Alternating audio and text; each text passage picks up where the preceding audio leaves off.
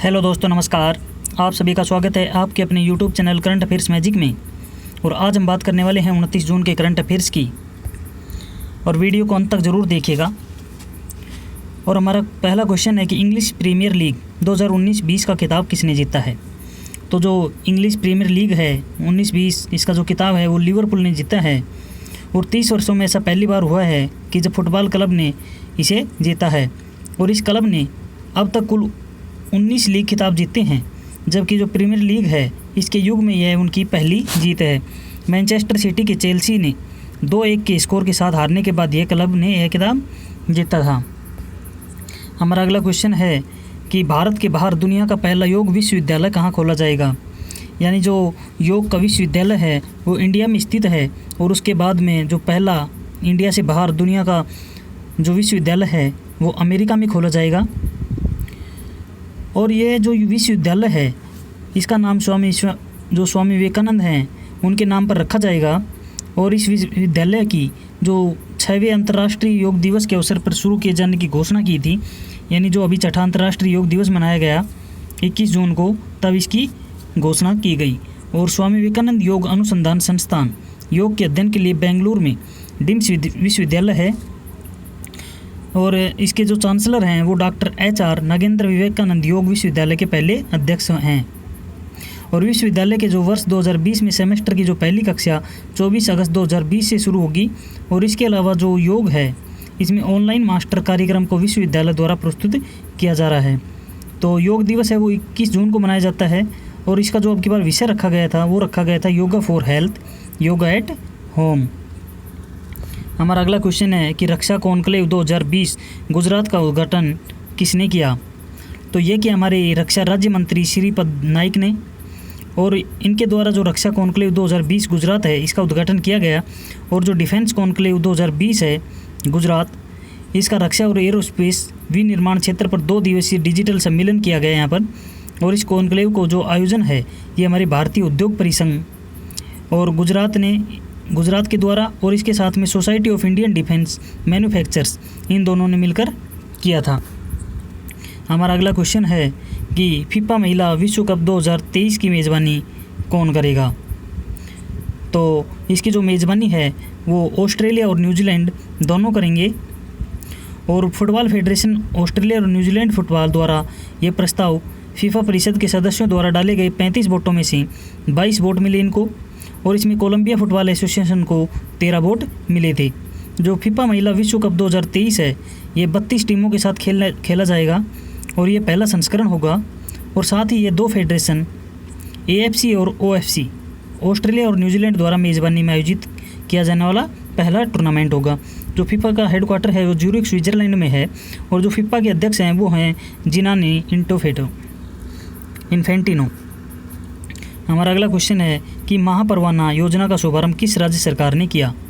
तो जो महापरवाना योजना है इसका जो शुभारंभ है वो निवेशकों को बढ़ावा देने के लिए महाराष्ट्र सरकार के द्वारा किया गया है। और इसके अंदर इस योजना के अंतर्गत 50 करोड़ या इससे अधिक के जो निवेशक हैं उनके प्रस्तावों वाली कंपनियों को आश्वासन पत्र यानी महापरवाना के साथ कई विभागों से ली जाने वाली मंजूरी लेने में छूट दी जाएगी।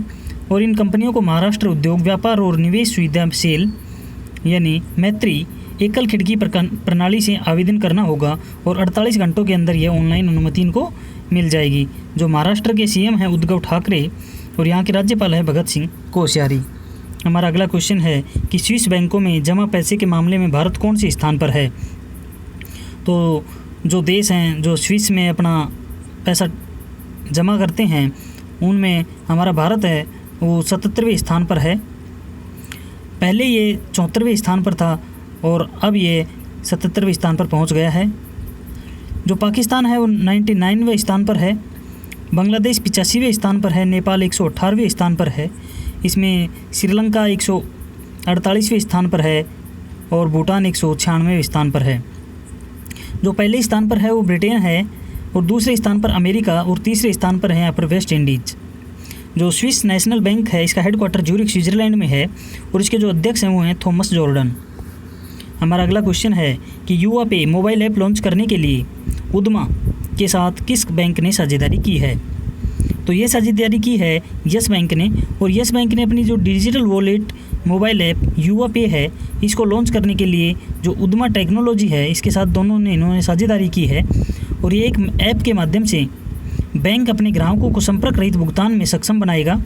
और ये जो ऐप है इसके मदद से सभी बिल भरे जा सकते हैं, जैसे नगर निगम का है, घर का है, जल, बिजली, LPG, DTH, mobile bill, licence fees सभी। और इसके साथ साथ जो रिटेल दुकान है, बीमा नवीनीकरण, फास्टैग रिचार्ज, ईएमआई जैसी सभी सुविधाएं ये दी जाएंगी। जो यस बैंक का हेडक्वार्टर है वो मुंबई महाराष्ट्र में है।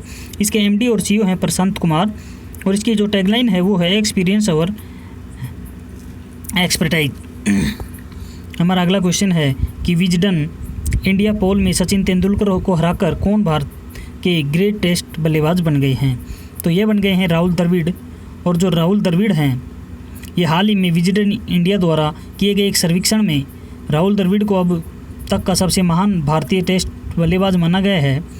और द्रविड़ ने इस सर्वेक्षण के अंतिम दौर को जो वोटिंग की गई इसमें सचिन तेंदुलकर को हराकर ये खिताब अपने नाम कर लिया है। इसमें कुल 11,400 प्रशंसकों ने, जो इनके प्रशंसक हैं, इन्होंने अंतिम दौर की वोटिंग में भाग लिया, जिसमें द्रविड़ को 52% वोट मिले। और पोल के शुरुआती दौर में 16 अन्य महान भारतीय बल्लेबाजों भी शामिल किया गया था, जिसमें सुनील गावस्कर और विराट कोहली भी शामिल थे। तेंदुलकर हैं, इन्होंने जहां विराट को पछाड़ा तो सुनील गावस्कर से ज़्यादा लोगों ने द्रविड़ को पसंद किया। और दूसरी बार गावस्कर ने मामूली अंतर से कोहली को प्लेऑफ में तीसरे स्थान पर के लिए हराया है। हमारा अगला क्वेश्चन है कि सचिन बंसल स्टार्टअप नवी, इसने नई इंस्टेंट लोन ऐप लॉन्च की है, और ये किस स्टार्टअप के संस्थापक हैं? यानी जो सचिन बंसल हैं ये नवी इंस्टेंट लोन ऐप लॉन्च किया है इन्होंने, और इनके ये जो स्टार्टअप के संस्थापक हैं ये फ्लिपकार्ट के सह संस्थापक हैं।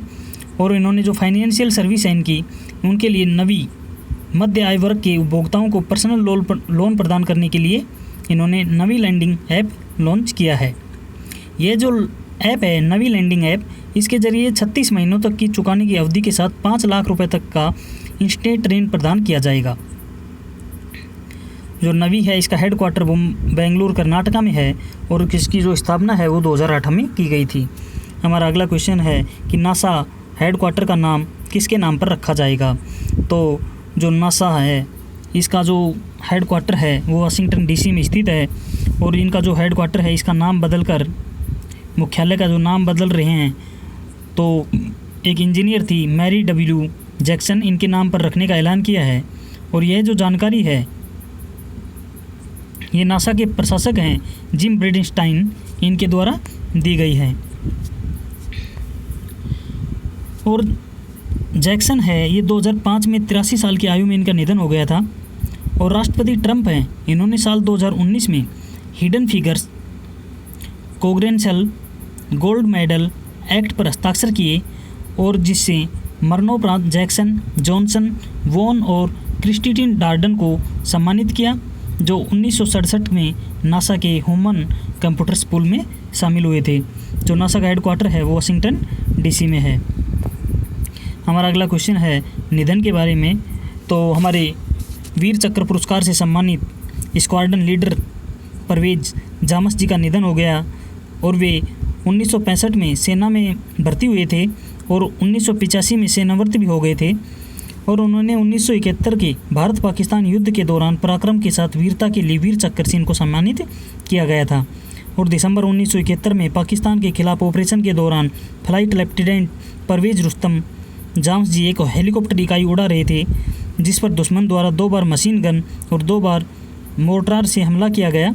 और अद्भुत शौर्य और चतुराई का प्रदर्शन करते हुए ये अपने हेलीकॉप्टर को वहाँ से बचाकर वापस लाए थे, इसलिए इनको वीर चक्र से पुरस्कृत किया गया था। तो धन्यवाद दोस्तों, आज के लिए इतना ही। हम मिलते हैं नए वीडियो में नए अपडेट के साथ।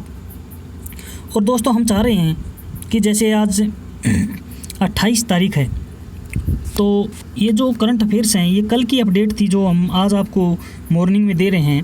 हम चाह रहे हैं कि आज पूरे दिन की अपडेट हम आज ही आपको शाम तक प्रोवाइड करवा दें।